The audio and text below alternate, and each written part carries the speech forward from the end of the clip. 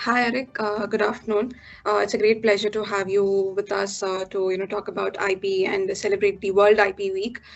So, in this attempt to bring forth the insights of various stakeholders in the innovation ecosystem with respect to IP, so we would like to understand more on how IP functions in Denmark and what are the key takeaways that developing countries like India can take from Denmark. So, Eric, can you just tell us more about what is being done in Denmark to promote IP, entrepreneurship, and innovation? Yeah, and I mean, a lot of things is going on, and I will come back into that. But then again, it might not be that conscious that we do it here. And I was thinking a little bit when I should answer this on what is the background of this? And it might be a little part of the Danish culture and the history here. So we have to go some years back in time. Us Danes, we have a very high, we trust each other very high to a high degree. And we have a lot of grassroots organizations that is doing different stuff. Actually, the history of the first wind turbine in Denmark is based on sort of nearly grassroots organizations. And at the same time, we are traders, always looking for good bargains, and a proud history of science. We have those big companies like Novo Nordisk, Grundfos, all these wind turbines with Vesta companies. So somehow we are born with this and have a great respect of IPR. For example, but some cases in it recently, we have had some rather large case stories on design violations in the newspapers and in high courts, where the Danish journalists actually use quite amount of resources to write and tell the story of what's going on in these design battles and protection of IPR. So by that, I mean, all Danish people just know something about it. Great. So, anything that you vividly remember, in that could be called as a turning point in Denmark's, IP landscape that has impacted, the way the country functions in terms of technology advancement? It might be that again, some of these large companies, and some of them are based on old inventors, and we tend to remember these old scientists and inventors, remember them with, of course, the companies, but also we name our roads, place, buildings, and they pay back to society by making funds and paying for places young students can be and live and stuff like that. So it might be not very concrete, but I think it's part of our cultural understanding of IPR. Do you have any, suggestions for, developing countries like India that can take away from your way of functioning?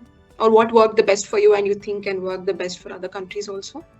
And and you see, that's the part that I'm not the right one to answer. As you said, what could countries like Europe take away from us? And I have no clue there. I mean, that's going to be yourself that is the translator of it. What I can see is what we have done. For example, we have it's more than 45 years old in Denmark now. The inventors service, where a private inventor that have an idea that might lead to a patent can go to this inventor service and say, hey, I got this beautiful idea here. Do you think that could be a license for a company could take up, and I could get some amount of money on this product? And this inventor service helped the private inventor for free, trying all the way through to the license agreement is made, or if it already exists or whatever it is, they stop there. But they educate these inventors in what can we do with it. And I remember actually this service when I was a young kid. I have an idea at that time, and I called these guys up there, and they helped me getting some information on what is a patent and could I do that and stuff like that. So I mean, it's a rather old institution in Denmark that probably have helped thousands and thousands of inventors in either getting a license or just getting information on it. Another project is the Danish DKPTO organization. They have made certain specific projects in the last 20 years, where they either have made lessons plans for primary school on IPR, or they have made, and I was a part of that at that time, they made quite a large project where they educated a lot of people that was meeting the companies. It was auditors, accountants. We had something called innovation agents. That was people traveling around meeting all the small companies, and those people were trained in IPR. They got some booklets, some papers that they could take out to the small companies. So we've done a lot in education as well, and it takes years to do it. I think that's absolutely, one real great takeaway for developing countries because from our experience, we are getting there. We are trying to incorporate more of IP into the, educational regime, trying to incorporate more of IP studies right from, the primary classes.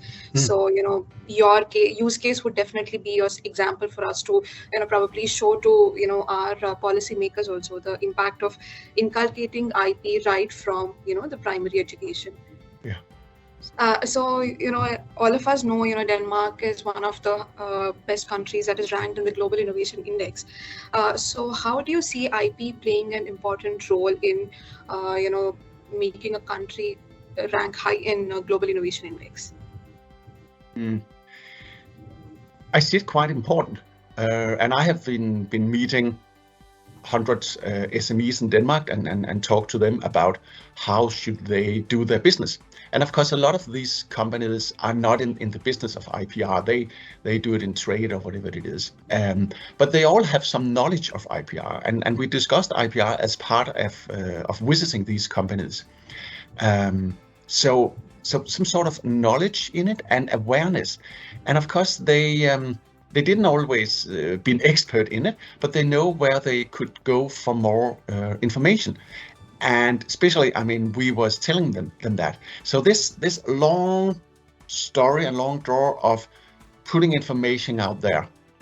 Some of the small initiatives. There's a lot of small initiatives that push it from everywhere. One of them is this innovation agent, a government funding institution where there was, Denmark is not that big, but there was 50 person that was paid to travel around visiting these small companies and not just talk IPR, but talk whatever they could to help these companies doing better.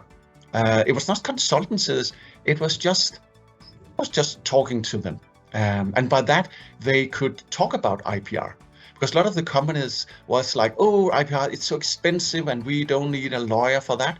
And then they could be helped into it might not be that expensive. Recently, we had some funding schemes where SME could get money to help with making patents. And then again, this storytelling. We just have a lot of stories on old patents and that companies have been built on that. And we're a small country. But if you want to do something, Erick, creating a company, you need to be born globally. And that's quite easy because, I mean, Denmark is a little country and we are close into the EU, where there's a lot of different countries and cultures. So it's rather easy for companies here to think, okay, if we want to go internationally, there's a lot of other countries out there, and how do we protect our business? It might be different in a huge country where you're not forced to look into dealing with other cultures, language, way of handling things, and IP protection is just one great tool there. Also, I see that the focus has always been right from commercialization of IP and not just filing and just having the IP confined to shelves, but there's always focus on how do we monetize the IP that we have in hand, which I see is one of the most important aspects in the technology landscape at Denmark that has helped you guys reach to that global innovation index. Exactly, very fine spotted. And it might be our old culture where we stick to the money. I mean, we don't use them for anything where it doesn't have value for it.